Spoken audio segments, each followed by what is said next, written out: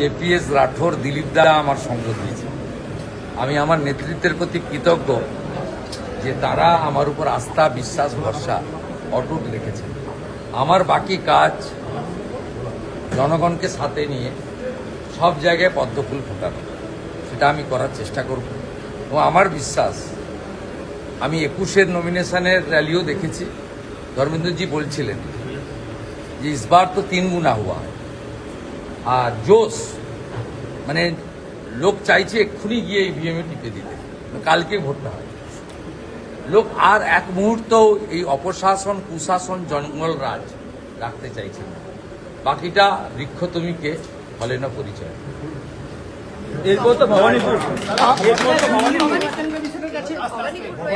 তো ভবানীপুর,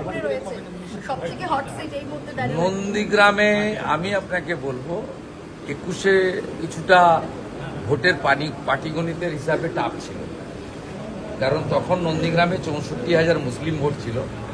আর মমতা ব্যানার্জি মুসলিমদেরকে ভুল বুঝিয়েছিলেন, সিএ কে এনআরসি বলেছিলেন। আজকে মুসলিমরা বুঝে গেছে যে মোদিজি আছেন, সুশাসন, সুরক্ষা তারা পাবেন।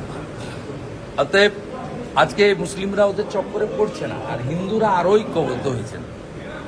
তাই নন্দীগ্রাম এখন অনেক সহজ। আর ভোটের পাটিগণিতের হিসাবে এসআইআর এর পরে ভবানীপুর তো বিজেপির আবার হয়ে গেছে। ভবানীপুর বিজেপির প্রথম নয়, আমি জিতলে প্রথমবার জেতা হবে না। 2014 সালে যখন মোদিজি প্রথম প্রধানমন্ত্রী হয়েছিলেন, তথাগত রায় দক্ষিণ কলকাতায় প্রার্থী ছিলেন, তখন কিন্তু ভবানীপুর বিধানসভায় বিজেপির লিড হয়েছিল 2000-এর।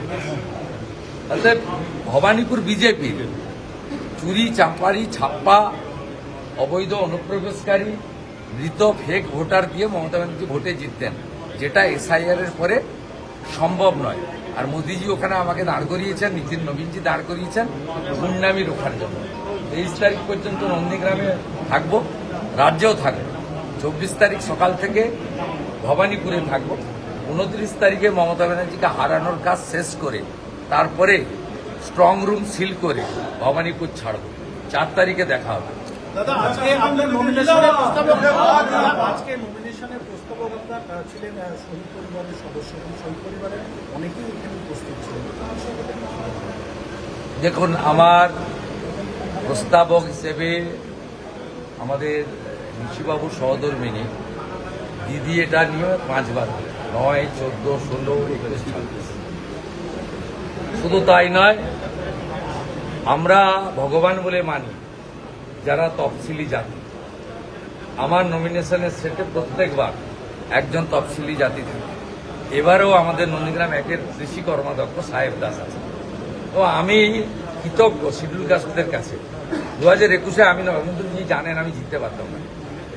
53টা মুসলিম বুথে আমাকে 500 করে মাইনাস দিয়েছে, আর 65টা এসসি বুথে আমাকে 500 করে প্লাস দিয়েছে। ওদেরকে আমি ভগবান মানি। আমি সব সভাতে ওদের প্রণাম করি।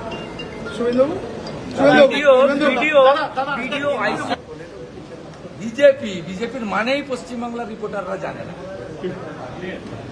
BJP at the end of the day we all are BJP, we all are Indian. BJP জানেন না কত মানে শৃঙ্খলিত একটি পার্টি। যা নির্দেশ দিবে দিলীপ বাবু যেমন পালন করবেন, শুভেন্দু অধিকারী তাই পালন করবেন। জানেন না বিজেপি সম্পর্কে একটু আপনাদের জানতে হবে, পড়াশোনা করতে হবে। নিজের প্রচার শেষ করে হলদিয়ায় এলেন, আপনার সঙ্গে কথা বলতে দেখলাম, খুব খোঁজ মেজাজে। দিলীপবাবু কি বললেন আপনার সঙ্গে? মিশন একটাই, মমতা হাটাও, বাংলা বাঁচাও। কোনো দুটো মিশন নেই। মোদিজির হাতে বাংলা তুলে দিতে হবে। ডক্টর শ্যামাপ্রসাদ মুখার্জি বাঙালি হিন্দু হোমল্যান্ড দিয়ে গেছিলেন, মমতা ব্যানার্জি জামাতিকরণ করছেন। বাংলাকে বাঁচাতে হবে। চাকরি, শিল্প, কৃষকের সম্মান, সর্বোপরি ধর্ষক মুক্ত বাংলা। আরজিকর আর না, আরজিকর আর না, সন্দেশখালী আর না, সন্দেশখালী আর না।